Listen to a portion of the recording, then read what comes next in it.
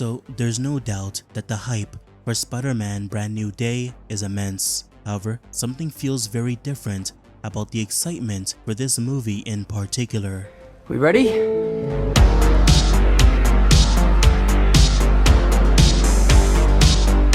5 years, that will be the gap between Spider-Man No Way Home and Spider-Man Brand New Day. You'd think that the gap would have affected the hype for the movie. However, clearly people are still immensely excited to see anything from this film. You can just see it with the huge crowds and the overall social media interactions. Hell, even Sony understands how much hype is being generated for the film, as they've released 3 different teasers for the movie before any trailer had ever released. It's almost as if Brand New Day is an event movie, with fans desperately trying to report on anything from the film. Some were legitimate, and others have been completely made up. However, why is the excitement so large to begin with? So, Spider-Man Brand New Day can technically count as a pseudo-reboot of the MCU Spider-Man. At the end of No Way Home, Peter activates the spell that makes everyone forget he is Spider-Man. This effectively means that all his connections, like his relationships with Nick Fury and his development with Ned, MJ, and Happy, are no longer a factor. This places Peter back at square one. He's in a similar position to where he was before Captain America Civil War. No Stark Tech, no friends, and no romantic relationship with MJ. So this semi-reboot approach opens up 3 new avenues for the story to explore. 1. Back to basics. We know that Peter, before the events of Civil War, basically created everything from scratch, from his costume to his web shooters, and even web fluid. With Peter losing his connection to Stark in Brand New Day, it means Peter must have a more natural and realistic progression to his suit. We see this in the costume, which is sewn by Peter, meaning that the Brand New Day Spider-Man suit won't have any of the fancy gadgets and tech we saw in the previous films.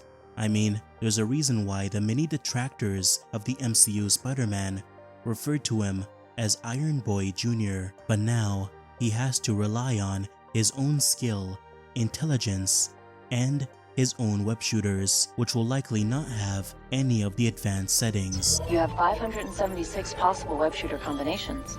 Mr. Stark really overdid it. 2.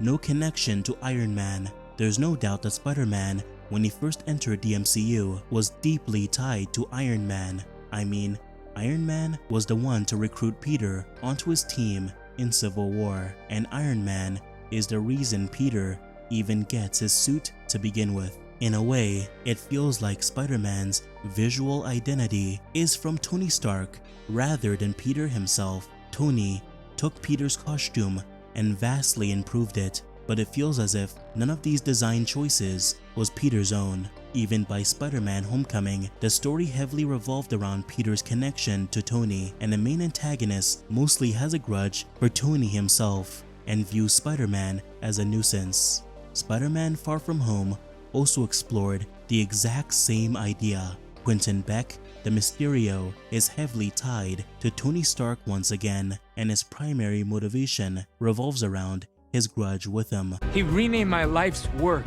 Barf. Peter once again becomes more of an annoying obstacle for the main villain, especially since Peter is heavily tied to Tony Stark's legacy in the form of the glasses. Spider-Man No Way Home is the only film where Tony doesn't have a direct impact on the plot, though his presence can still be heavily felt in the form of Peter's nanotech suit and Tony's arc reactor, which powers up Electro. He got something back there. I can feel it. That weird energy. The point is that for many fans, Holland's Spider-Man felt too intrinsically tied to the wider MCU and Iron Man's legacy, so Spider-Man Brand New Day rips those connections apart. It feels like Peter can finally stand on his own and truly feel like a solo Spider-Man. Finally, 3. Relationship reset. Because Peter is no longer emotionally connected to Ned and MJ due to them forgetting he's Spider-Man, it means the emotional core of Peter being this person who must keep his secret no matter what is now a major factor of his character once again. How will he maintain his relationships when he has this secret he can no longer tell anyone? In a way, the original Spider-Man films showed the consequences of Peter's secret being known by many people. So now Brand New Day can explore the opposite idea. What lengths will Peter go to hide that he's Spider-Man? Good old Spider-Man. One of the central reasons why Spider-Man Brand New Day seems to be generating so much attention is the potential story and vibe of the plot. If you're a longtime fan of the character, you'd know that there are certain types of Spider-Man plots which most fans are excited for. Sure, there can be larger multiverse stories and epic events like Spider Island, but it's the street-level stories that fans really want to see. Stories about Spider-Man dealing with smaller-scale threats like gangs, small-time criminals, or singular villains or villain groups looking to cause trouble in New York City. These threats to New York can often tie directly to Peter's personal life, affecting his relationships he desperately tries to maintain. According to Kevin Feige, Spider-Man Brand New Day will be a street-level story, and based on what we know, will revolve around Peter taking on the Punisher, who's going on a rampage against several C-tier villains in the Marvel Universe. However, he'll likely also fight the Scorpion, who's a villain we haven't seen in the MCU for years, but will be returning for the movie.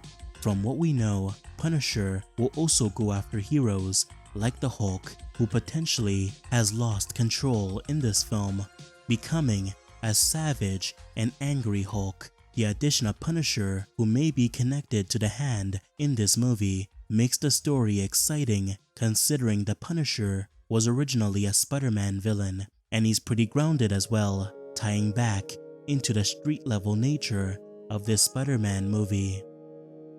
Spider-Man is real. That's the words people use to describe the look of Spider-Man's suit in Brand New Day.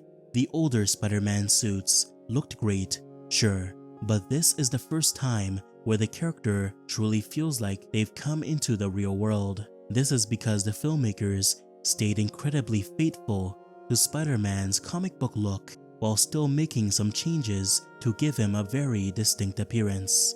The costume is simple and faithful, and that's what makes it look so effective in the set photos. This is helped by the more practical stunts as well, as the creative team went through the trouble of having Spider-Man physically swing around the action sequences, making him feel like he's truly there. Visually, it's clear that Brand New Day will be the best looking MCU Spider-Man film ever. On June 27th of 2015, the director of photography would post a mood board on Pinterest that gave fans an idea on certain elements in the movie. It also gave us an indication on perhaps the visuals of Brand New Day. Shots present on the mood board are gritty, dark, and very stylistic. There's very perspective-driven shots and colorful, noir-like lighting. It doesn't mean that Brand New Day will look like this in the final product, but it could be an indication on perhaps what they want to go for. Supposedly, Destin Daniel Cretton wants to recreate certain iconic Spider-Man shots like the one seen here, posted by the film's costume unit, based on the director's work on films like Shang-Chi Legend of the Ten Rings. I don't doubt that he can truly bring these visuals to life.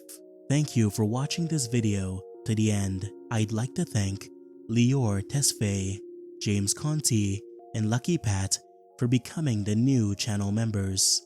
Anyways, I'll see you next time.